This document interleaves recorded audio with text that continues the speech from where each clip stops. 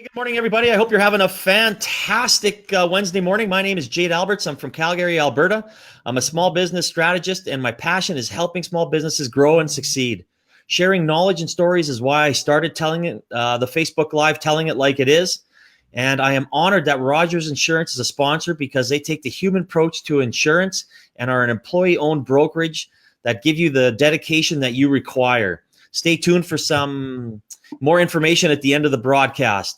Today's Telling It Like It Is guest is Scott Allan from Saskatoon. Scott, thank you for joining me, and how are you today? Excellent, Jade. Thanks for having me. This is it's been a long time coming. We've known each other for quite some time, and it's nice to hook up again. Back in the old hockey days back here in Saskatoon, and Arnold and Wick and the boys say hi, by the way. And Artie, that's good. Yeah, I don't see you guys enough since we've moved out here, but yeah, we have lots of good stories. None that can be told on a Facebook Live event, unfortunately. We'll keep it PG for sure.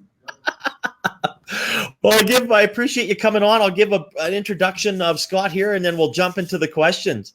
Currently, Scott is a co-owner of two small businesses, Yaztech Golf, which focus on website design and development for the golf industry, and Sask Golfer, which is a leading online golf course and business directory that promotes golf and tourism in Saskatchewan. Working in the golf industry for over 25 years, 17 as a PGA Canada professional, he's developed a passion for learning the business side of golf.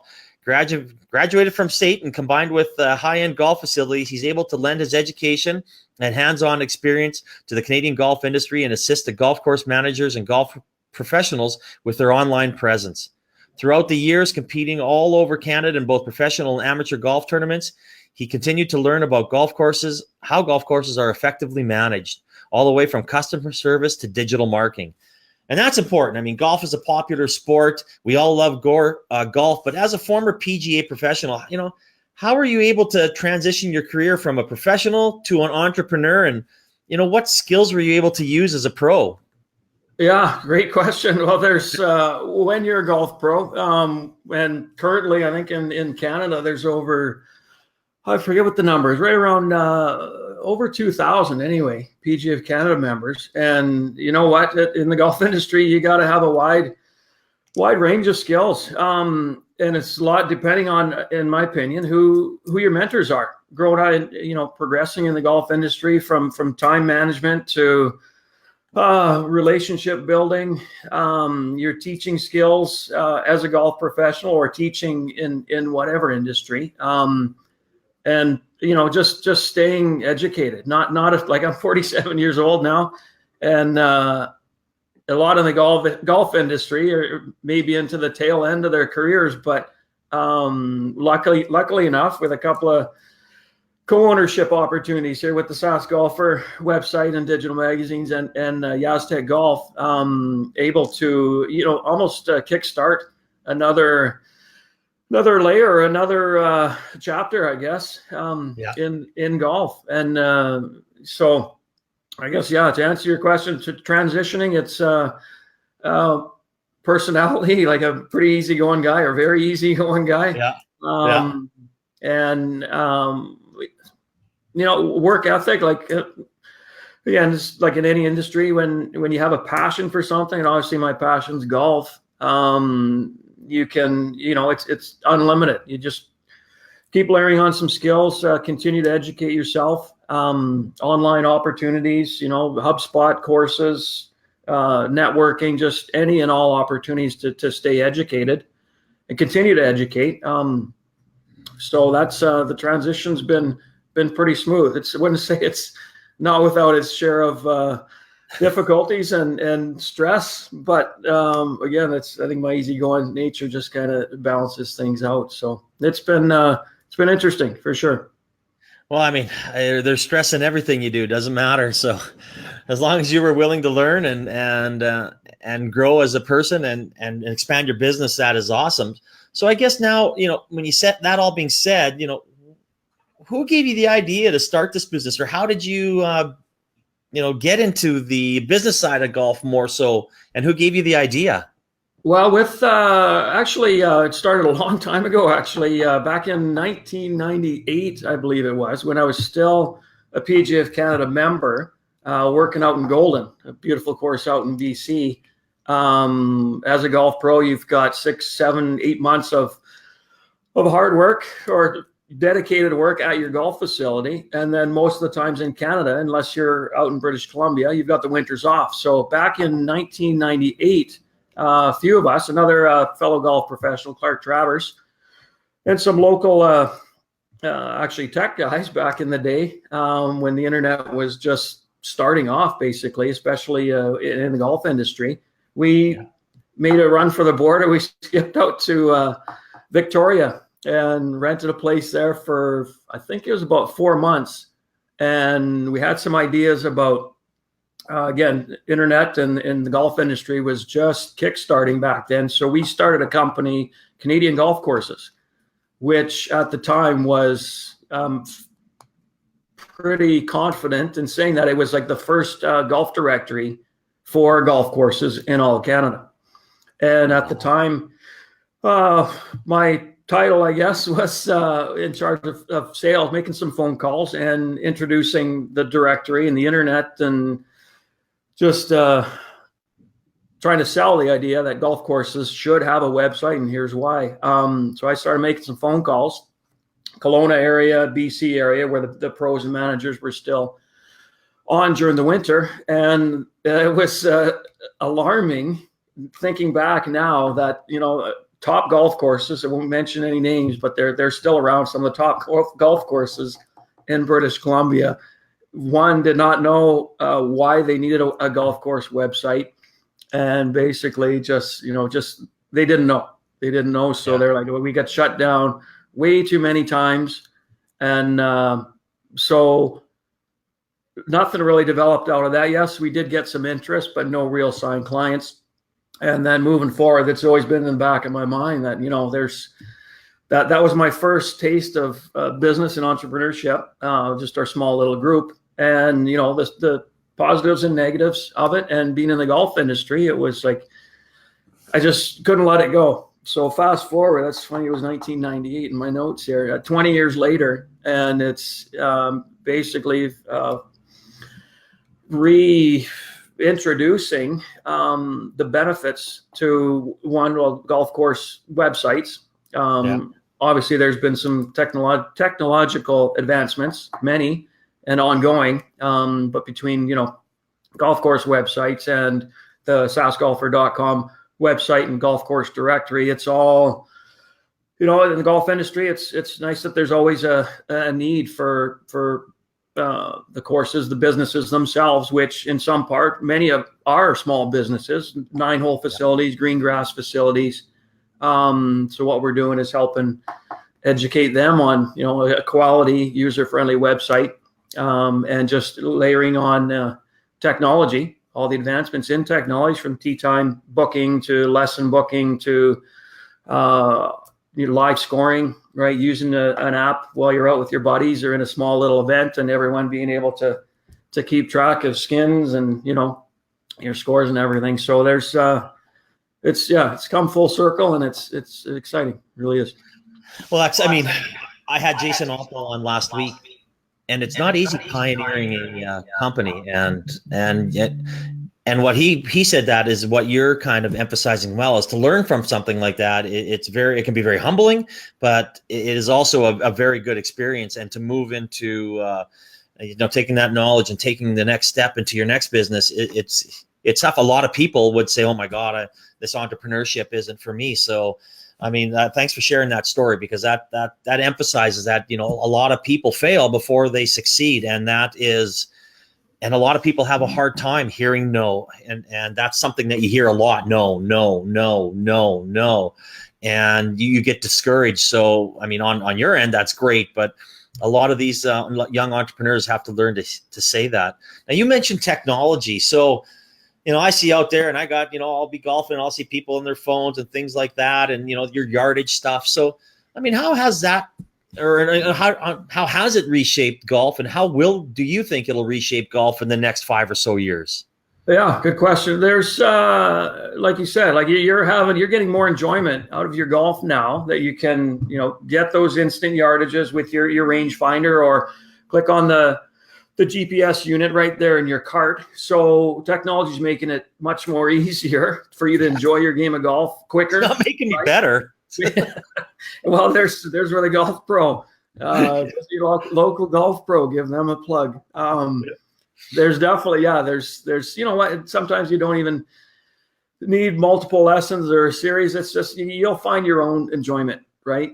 Yeah. Sometimes you don't need to get better if you're just enjoying the technology and adult beverages, whatever it may be. But technology is, well, it's ever growing in recent years with interaction and engagement.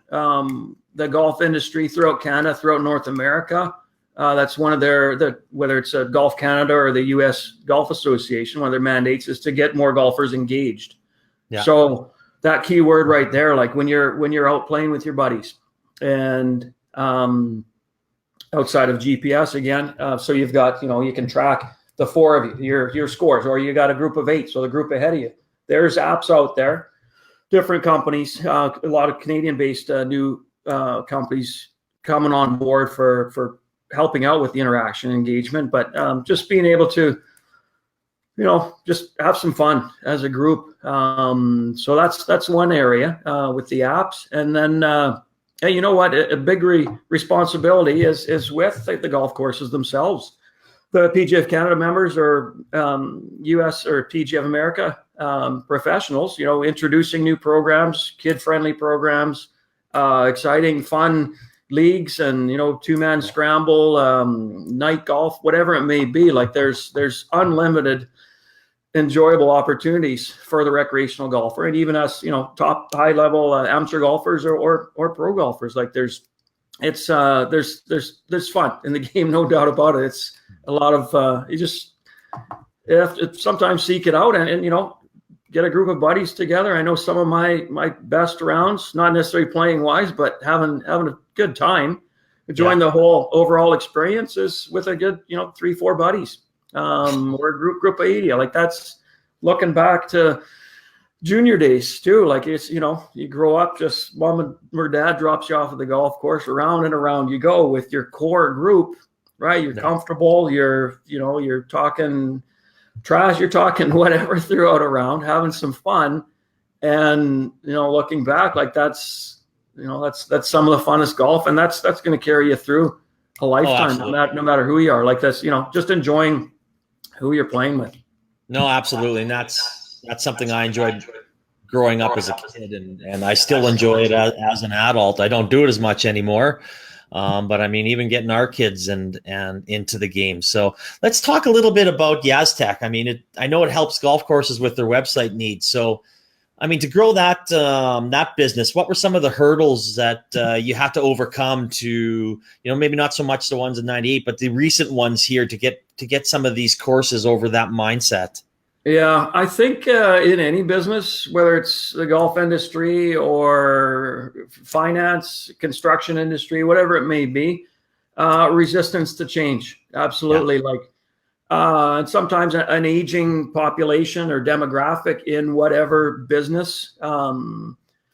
But I know for the golf industry, that's probably been the biggest hurdle, resistance to change. Again, with technology advancing and moving at a fast pace, like seems like every 6 to 8 months, all the way from technology in golf clubs, right? The golf manufacturers are introducing new models, bigger and better. It's tough to keep up. So same thing carry over into technology in the golf industry. It's new companies are coming on board, promising to make it bigger and better and faster and more efficient for a golf operation. And there's a lot of noise out there. And there's associations that, whether it's the PGA of Canada or the NGCOA, which is the National Golf Course Owners Association, and other groups, partnering groups, affiliated groups, they'll come together and say, okay, well, really, they'll weed through some of that noise.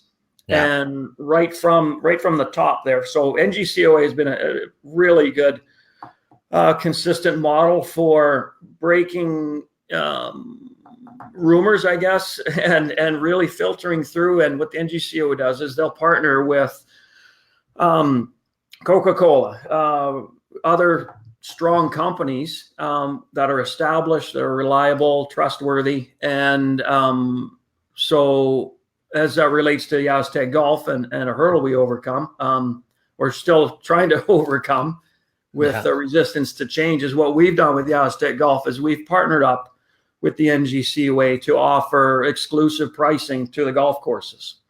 So golf course owners and management look at the NGCOA. NGCOA is this reliable, trusted resource, and companies, small, big, big enterprises, if they're partnered up with these higher NGCOA affiliated companies, GolfMax suppliers, then it establishes that trust and really helps filter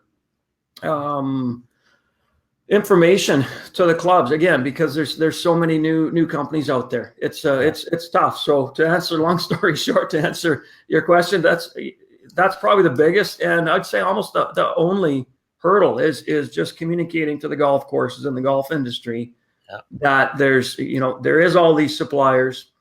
Whether it's Yaztec Golf or other companies, we'll sit down and help you, weed through all of that, the pros and cons of different providers, different suppliers, different partners. And really, it's about educating the end user, which would be the golf course. I mean, the golf industry is as great as an industry as it is.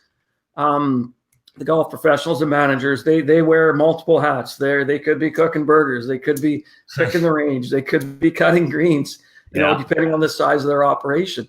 So the better educated and through some trusted resources and partners, again, through the NGCOA, through Yaztec Golf, through myself and other past members of the PGA of Canada. I mean, we do still, even though I'm out of the industry as a PGA of Canada member, I still do truly care about, helping golf courses, again, just siphon through and really help their operations. And going back to 1998 again, so I've come full circle, and it's just a passion to help golf courses. And I know if I was still in the position of managing a golf facility or teaching at a facility or whatever duties, I lean on a guy like myself who's honest, trustworthy, come see Scott and Yaztec. Yeah.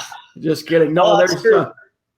I mean, building relationships and having those partnerships, it's no different than networking, right? And you mentioned that, you'll be out there, you'll sit down with them. And again, I stress this all the time, the face-to-face business relationship will never go away. And that's how you build these strong relationships. And it doesn't matter if it's, and people must seem to forget, that, like you said, a golf course is a small business, and, not all of them are owned by corporation networks, and I mean, they need their help too. So that's a very valid point. And a lot of my people that I have on here, stress that, and that's a great point.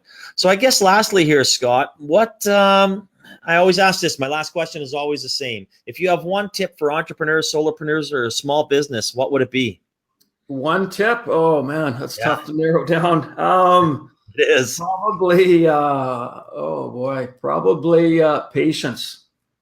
Patience. I know it's no big term, but it's a skill that's I've had to carry forward again from my pro days, being patient on the golf course, being patient in business. As much as you want to come out exploding and make $1 million in year one, probably most likely not going to happen. So patience, and along that, Jade, in all honesty, what specifically helps me and the golf industry, and I really believe in any small business, is relationships, building relationships, maintaining them. It's surprising, even, this week at work, like I've reached out to probably 3 or 4 current and former PGA of Canada members and just asked them, hey, what do you think of this? And, I'm thinking of doing this, going this direction with whether SAS Golf or Yaztec Golf, and, just leaning on people that you can trust. And so that patience and building and maintaining just quality, trustworthy relationships.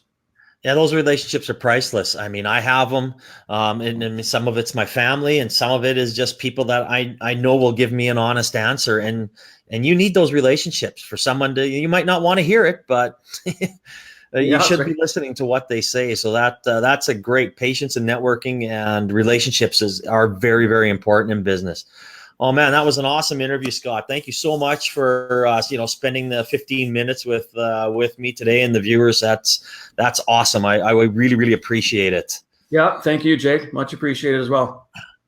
And a special thanks to Rogers Insurance for partnering with me. They love working with small businesses. Again, they take that human touch. You give them the call, so somebody picks up the phone and you can get a hold of your rep. I've had my rep for 16 years. She's helped us through a lot of different things. So, if you want to go to www.rogersinsurance.ca/Jade, you'll be able to take advantage of some exclusive discounts. So again, thank you, Scott. Thank you to Rogers Insurance. And I hope everybody has a fantastic day. See you, Scott. Bye now.